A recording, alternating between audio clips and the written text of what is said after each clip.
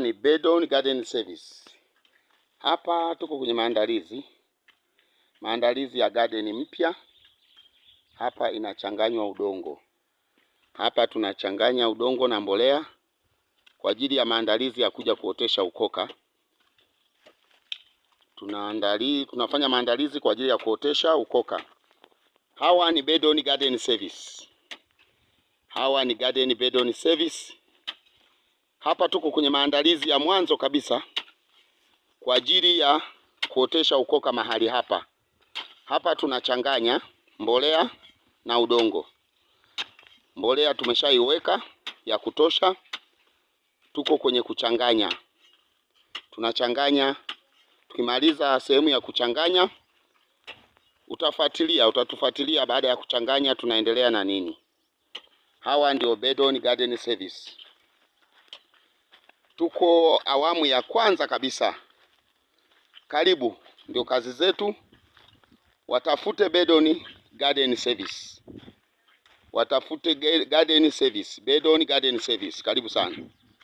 Bedon Garden Service. Hili eneo lote linasubiriwa kufanyiwa kazi. Na ndo tuko awamu ya kwanza kabisa. Tuko awamu ya kwanza kabisa kwa ajili ya matengenezo ya garden yetu. Tuko awamu ya kwanza kabisa.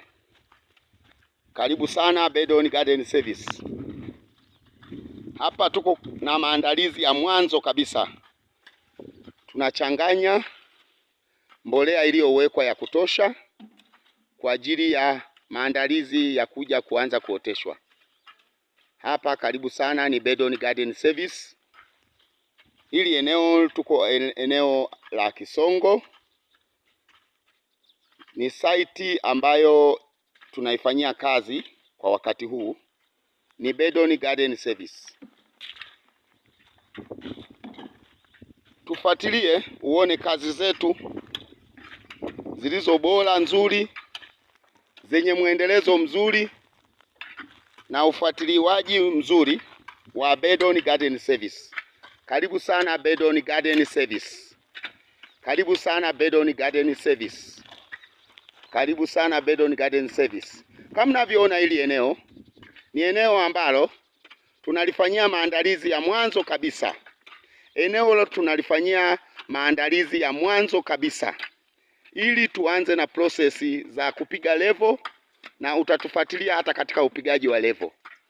Hapa tunachanganya, tumeweka mbolea ya kutosha, mbolea iliyo na ubora, mbolea ambayo ina